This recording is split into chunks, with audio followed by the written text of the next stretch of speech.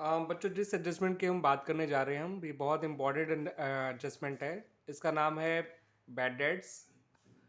देखिए bad debts वो पैसा होता है जो डेटर से इरिकवरेबल होता है, यानी डेटर से मिलने की कोई उम्मीद नहीं होती है उसके में।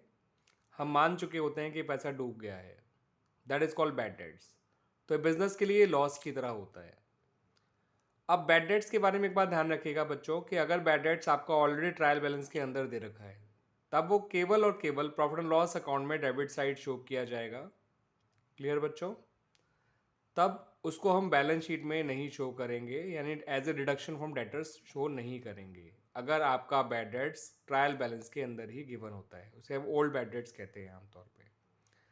लेकिन यही बैड डेट्स अगर आपको जो है as an additional information given होता है तो इसको हम कहते हैं फर्दर बैड डेट्स या additional bad dates.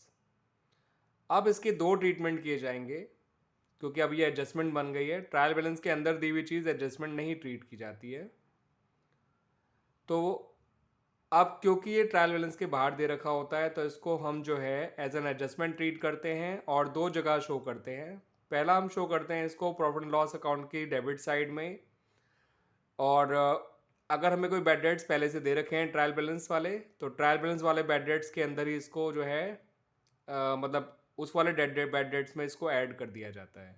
Suppose trial balance में पहले से ही बैड डेट्स दे रखा था 5000 और फर्दर बैड डेट्स आ गया 2000, तो हम प्रॉफिट लॉस अकाउंट में लिखेंगे to bad debts 5000 plus further bad debts 2000 और टोटल 7000 बाहर लिख देंगे।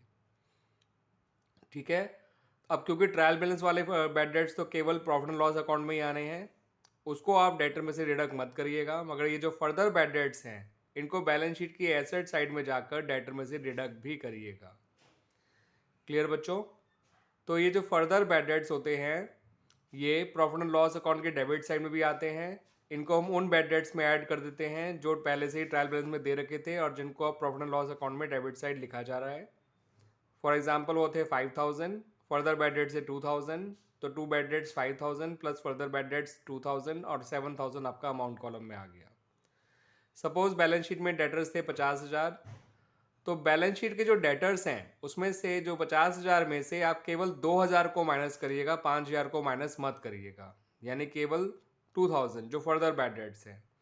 क्योंकि मैंने भी आपको बताया कि जो बैड डेट्स आपको ट्रायल बैलेंस के अंदर ही दे रखे होते हैं वो फर्दर बैड डेट्स नहीं होते हैं, वो केवल और केवल प्रॉफिट एंड लॉस अकाउंट के डेबिट साइड में आएंगे। लेकिन जो ट्रायल बैलेंस के बाहर दे रखे होते हैं बैड डेट्स वो फर्दर बैड डेट्स होते हैं, उनको ही डेटर में से सब्ट्रैक्ट किया जाना है। तो सपोज अगर आपके डेटर 50,000 थे तो उसमें से आप 2000 सब्ट्रैक्ट कर दीजिए तो आपका जो डेटर का नेट अमाउंट बचेगा दैट इज़ 48,000। उस 5,000 को डेटर में से माइनस मत करिएगा। क्लियर बच्चों? तो ट्रायल बैलेंस वाले बैड डेट जो हैं वो तो आपके प्रॉफिट एंड लॉस अकाउंट के डेबिट साइड में ही आएंगे, फर्दर बैड डेट्स वहाँ भी आएंगे और डेटर में से माइनस भी किए जाएंगे। क्लियर बच्चों? तो इस फर्दर बैड डेट्स का ट्रीटमेंट ध्यान रखेगा।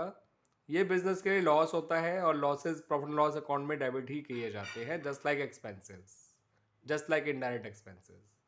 एंड इस लॉस से आपकी एक एसेट भी कम हो गई है एंड दैट्स वाई इसको डेटर में से माइनस भी किया गया है। मैं एक बार फिर आपको क्लियर कर दूं बच्चों कि जो बैड डेट्स आपको ट्रायल बैलेंस के अंदर दे रखे हैं वो केवल और केवल प्रॉफिट एंड लॉस अकाउंट की डेबिट साइड में ही आएंगे, उनको डेटर में से डिडक्ट नहीं किया जाएगा।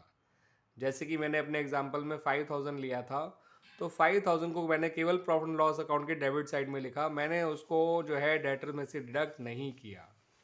ठीक है बच्चों, इस बात का ध्यान रखिएगा। इस वीडियो में इतना ही रखते हैं बच्चों।